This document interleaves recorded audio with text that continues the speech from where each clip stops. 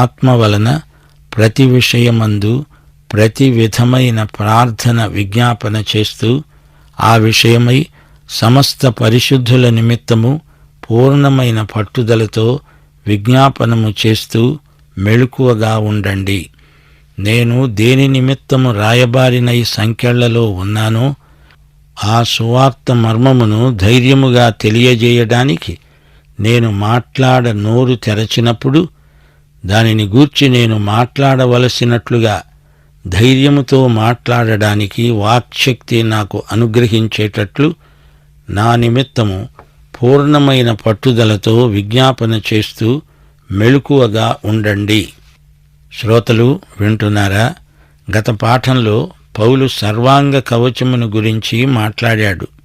సర్వాంగ కవచములో సత్యమనే దట్టి, నీతి అనే మైమరువు, సమాధాన సువార్త వల్లనైన సిద్ధమనస్సు అనే జోడు, విశ్వాసమనే డాలు, రక్షణ శిరస్త్రాణం, దేవుని వాక్యమనే ఆత్మ ఖడ్గం, ఈ ఆరుగాక ప్రార్థన అనేది మరొక ఆయుధం. ఈ చివరి రెండు ఆయుధాలు సైతానును ఎదుర్కొనడానికి ఉద్దేశించబడినవి. ప్రతి విధమైన ప్రార్థన విజ్ఞాపన. సైతాను యేసును శోధించినప్పుడు యేసు ప్రభు వాక్య ఖడ్గమునే ప్రయోగించాడు. ప్రకటన గ్రంథం 1వ అధ్యాయం 16వ వచనం, 19వ అధ్యాయం 21వ వచనంలో ఆయన నోటి నుండి రెండంచులు గల వాడి అయిన ఖడ్గమొకటి బయలువెడలుతూ ఉన్నది. గుర్రము మీద కూర్చున్న ఆయన నోటి నుండి వచ్చిన ఖడ్గము చేత శత్రువులు వధించబడ్డారు. ఈ పదునైన వాక్య ఖడ్గము మన నోటి నుండి వెలువడాలి. దేవుని వాక్య ఖడ్గము సైతానును జయించడానికి మనకెంతో అవసరం. వాక్య ఖడ్గాన్ని సైతాను మీద ఎలా ప్రయోగించాలో దేవుని బిడ్డలు నేర్చుకొని ఉండాలి. ఆ తరువాత ప్రార్థన అనే ఆయుధం ఆత్మ వలన ఆత్మయందు ప్రార్థన చెయ్యాలి. పరిశుద్ధాత్మయందలి ప్రార్థన బహుబలము గలది. ప్రార్థన విజ్ఞాపన ఈ రెండూ కలిపి చెప్పబడినవి. ముందు మన శత్రువులెవరో గుర్తించాలి. ఆధ్యాత్మిక వనరుల కోసం పట్టుదలగా అడగాలి. ప్రభువును అభ్యర్థించాలి. దేవుని సంపూర్ణతతో మనం నింపబడాలి. ప్రార్థనలో అనేక విషయాలను గురించి విపులంగా వేడుకుంటాము. కాని విజ్ఞాపనలో ప్రత్యేకమైన అంశాలను గురించి నిర్దిష్టంగా అడుగుతాము. ఆత్మయందే ప్రార్థన గాని విజ్ఞాపన గాని బలవత్తరమవుతుంది. ఆత్మయందే ప్రార్థన విజ్ఞాపనలు చేయబడాలి.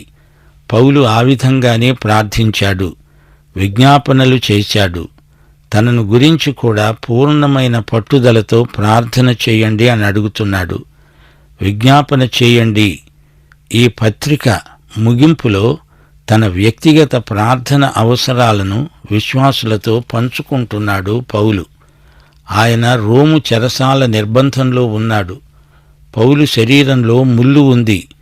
ముల్లు బాధ దుర్భరమైంది. ముల్లు తీసివేయబడాలని ప్రార్థించండి అని పౌలు అడగటం లేదు. సువార్త మర్మమును నేను ధైర్యముతో బోధించగలిగేటట్లు నా గురించి ప్రార్థించండి అని విశ్వాసులను అడుగుతున్నాడు. సువార్త ఒక మర్మమే.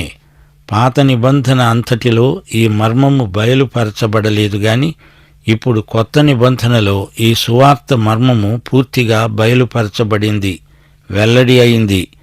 లోక పాపాలన్నిటి కోసమై క్రీస్తు చనిపోయాడని, సమాధి చేయబడ్డాడని, 3వ రోజున మృత్యుంజయుడై తిరిగి లేచాడని ఇప్పుడు మనకు తెలుసు. ఇదే సువార్తను పౌలు నమ్మకంగా ప్రకటించాడు. నేను రాయబారిని, సంకెళ్లలో ఉన్నాను అంటున్నాడు అపోస్తలుడైన పౌలు. ఆధ్యాత్మిక యుద్ధమును గురించి పౌలు ఇంతకు ముందే వివరంగా ఎన్నో సంగతులు రాశాడు. ఈ ఉత్తరం రాస్తూ ఉండగానే అపవాది పౌలును ఎదుర్కొన్నాడు, ముట్టడించాడు. పౌలు యుద్ధరంగంలో ఉండి ఈ ఉత్తరం రాయడం గొప్ప విశేషం. పౌలు యేసుక్రీస్తు చేత పంపబడిన రాయబారి.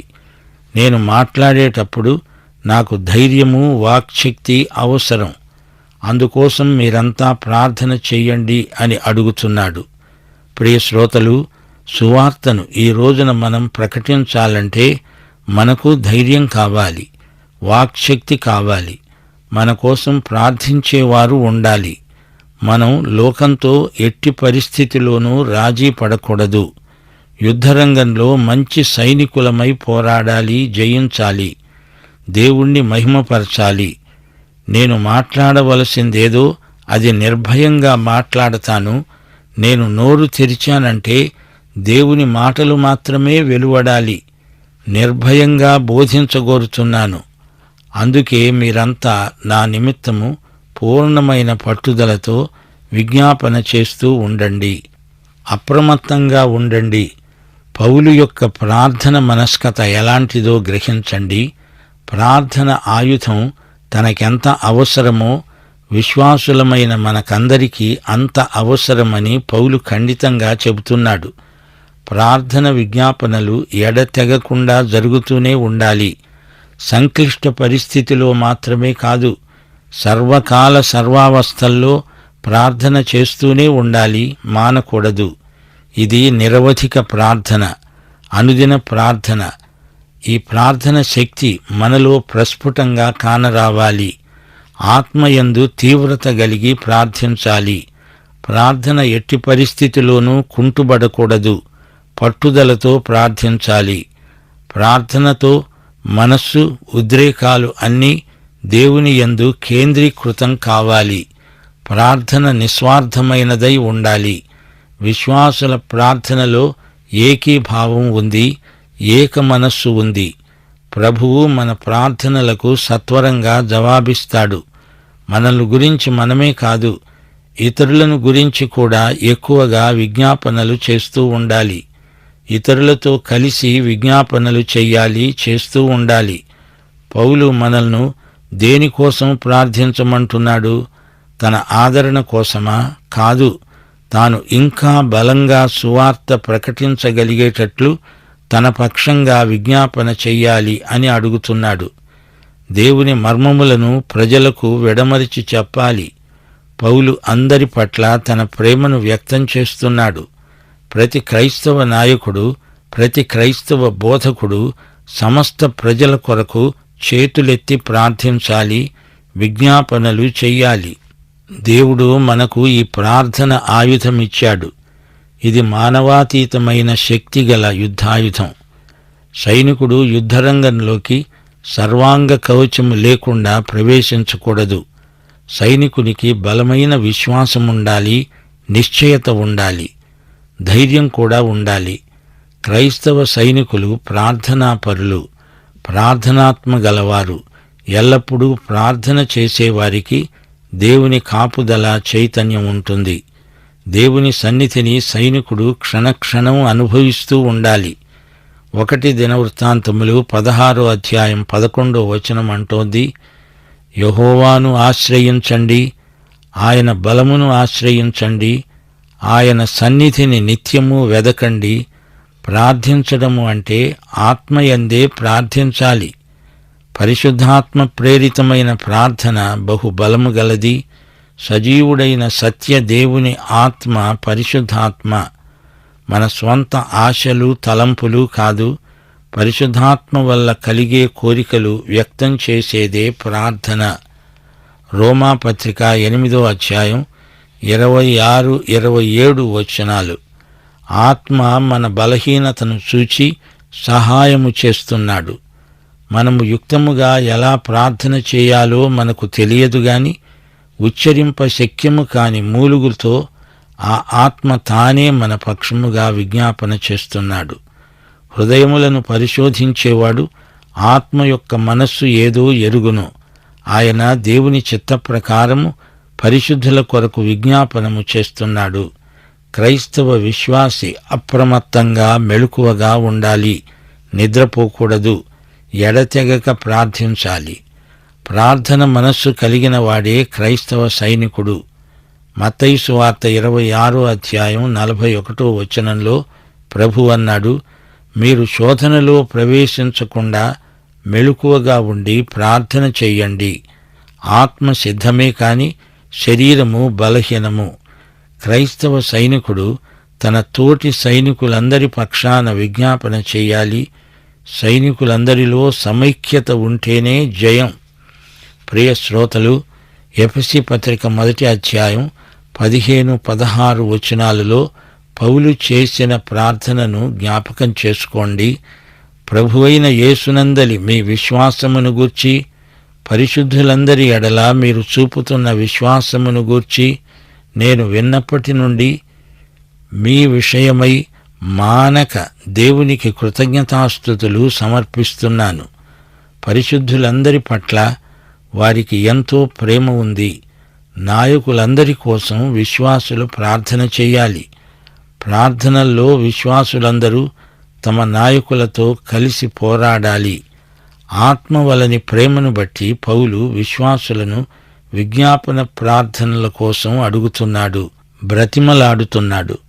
మా కోసం ప్రార్థించండి, మూర్ఘులైన దుష్ట మనుష్యుల చేతిలో నుండి తప్పించబడాలని ప్రార్థించండి.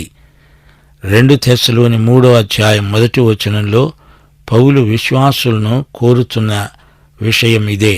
క్రైస్తవుడు ఒక సైనికుడు, ప్రార్థనాపరుడు, ఎడతెగక ప్రార్థన చేసే విజేత. యేసు జయమే సైనికుని జయం. ప్రార్థన అనేది ఏదో ఒక మత విషయిక వ్యాయామం కాదు, కసరత్తు కాదు. సజీవుడైన దేవునితో సంభాషణ. తండ్రిని అడిగి మనకు కావలసింది ఆయన మహిమార్థమై తీసుకోవడం. ఇదే ప్రార్థన విధానం. శ్రోతలు, జ్ఞాపకం పెట్టుకోండి, ఆత్మయందు ప్రార్థించాలి. ప్రార్థనలో పరిశుద్ధాత్మ మనకెంతో సాయం చేస్తాడు. సైతాను బారి నుండి, లోకం నుండి నిన్ను దేవుడు కాపాడాలంటే నీవు ప్రార్థన పరుడివై ఉండాలి. దేవుని వెలుగు మనల్ని ఆవరించాలి. దేవుని ప్రేమ మనల్ని నింపాలి. దేవుని శక్తి మనల్ని కాపాడాలి. దేవుని సన్నిధి మనల్ని కనిపెట్టి చూడాలి. అప్పుడే మనం దేవుని పర్యవేక్షణలో ఉన్నట్లు. ప్రార్థన జీవితం ప్రయోగవంతమైనది. ప్రార్థన జీవితానికి దోహదపడే వ్యాసంగాలలో పాల్గొనాలి. విశ్వాసులుగా మనమందరము ఆధ్యాత్మిక పోరాటంలో ఉన్నాము. ఆధ్యాత్మిక రణరంగమిది. ఈ యుద్ధం అసాధారణమైనది. మానవుడు పాపి కాబట్టి ఈ అంతర్యుద్ధం తప్పదు. రక్షించబడిన మన పక్షాన ప్రభు ఉన్నాడు.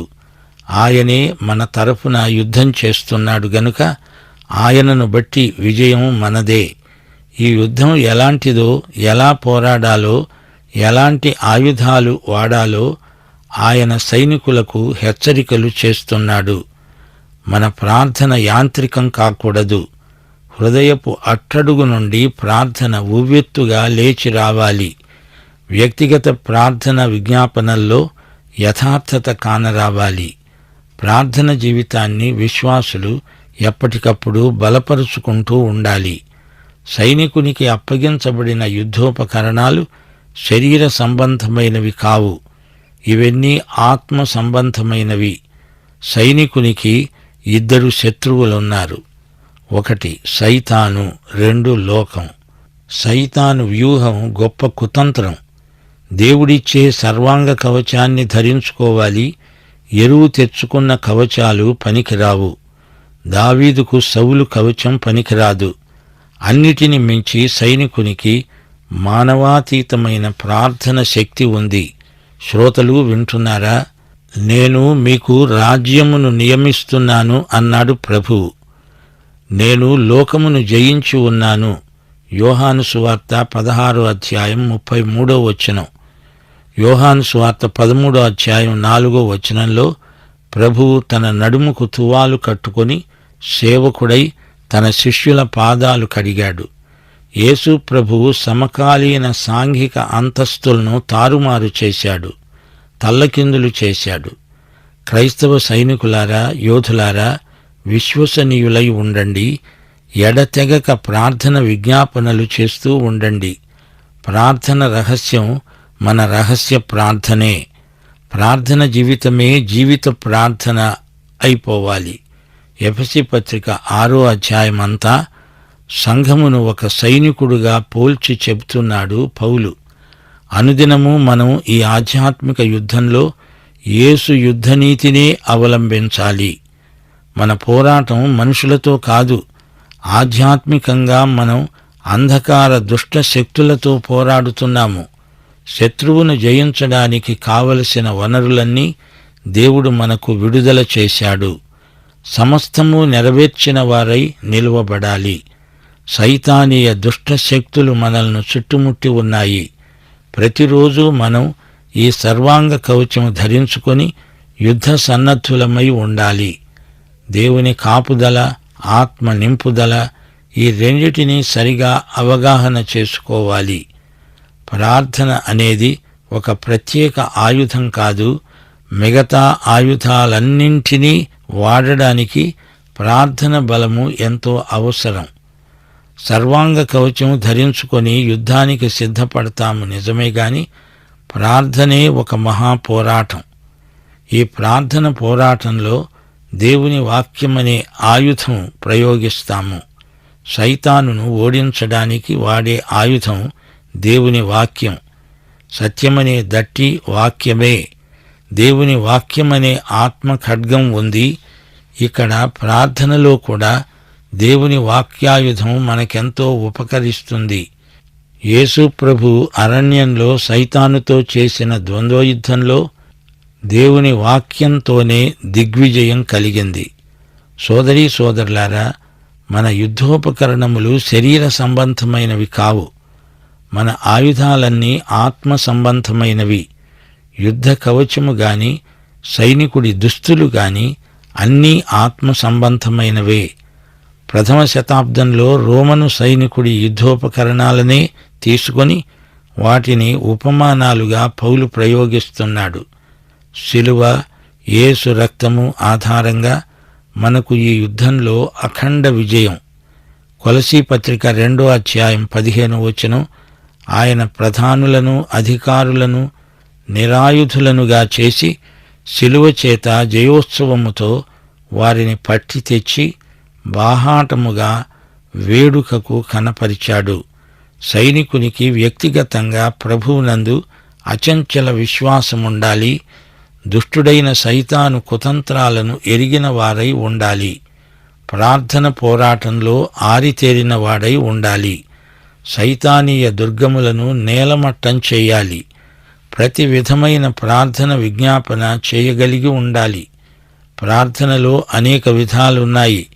అన్ని విధాల ప్రార్థన విజ్ఞాపనలు చెయ్యాలి. ప్రార్థనలో స్తుతి ఉంది, కృతజ్ఞత ఉంది. ప్రార్థనలో పాపపు ఒప్పుకోలు ఉంది. ప్రార్థనలో ఆధ్యాత్మిక ఊహ కూడా పనిచేస్తుంది. మనము అడిగే వాటికంటే, ఊహించే వాటికంటే ఆయన ఎక్కువ ఇచ్చే దేవుడు. పరిశుద్ధులందరి నిమిత్తము వారి పక్షముగా విజ్ఞాపన చెయ్యాలి. ప్రార్థనలో మనకు పూర్ణమైన పట్టుదల ఉండాలి. ప్రార్థనలో మెలకువ, అప్రమత్తత ఎంతో ముఖ్యం. దేవునికి లోబడి ఉండడం, అపవాదిని ఎదిరించడం, ఈ రెండూ ఒకేసారి జరగాలి. పౌలు యేసు రాయబారి. పౌలు యేసుక్రీస్తు యొక్క ఖైదీ. పౌలు రోమా ప్రభుత్వ ఖైదీ కాదు. దమస్కు మార్గంలో యేసుక్రీస్తు పౌలుకు ప్రత్యక్షమై అతణ్ణి నిర్బంధంలోకి తీసుకున్నాడు. ఇది యేసు బంధకం కాదు. పౌలు నోట సువార్త మర్మము వెలువడుతుంది. ధైర్యంగా తాను మాట్లాడవలసిందంతా మాట్లాడాల్సిన రీతిగా మాట్లాడాలంటే పౌలుకు విశ్వాసులందరి ప్రార్థనలు ఎంతో అవసరం. వాక్శక్తి, ధైర్యము పౌలుకు పరిశుద్ధాత్మ ఇవ్వాలని విశ్వాసులందరూ విజ్ఞాపన చెయ్యాలి. పట్టు విడువక అందరూ ప్రార్థన చెయ్యాలి. ప్రియశ్రోత, నీవు ఆధ్యాత్మిక యుద్ధంలో సైనికుడివా? దేవుడిచ్చే సర్వాంగ కవచం నీకుందా? ప్రార్థన పోరాటంలో దేవుని వాక్య ఖడ్గమును ధరించి వాయుమండల సంబంధమైన దురాత్మల సమూహముతో యుద్ధం చేస్తున్నావా?